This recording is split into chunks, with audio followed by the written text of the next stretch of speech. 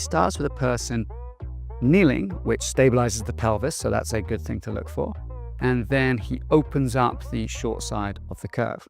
The curve he's talking about here, or he's demonstrating, is what we call a reverse C-shaped scoliosis when looking at someone from behind.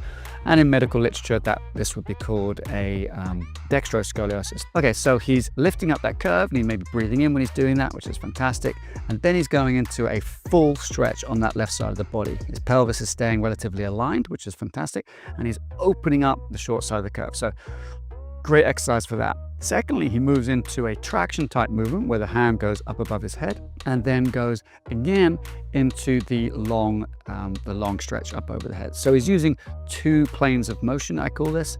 He's using traction to lengthen his spine one way, and then he's using the frontal plane left and right motion to move the spine the other way. And he's cautioning there not to go into the pose going backwards. To where you came from, so not to go into your old posture. So I think this is a fantastic mobility exercise or a stretch exercise for people with this type of curve.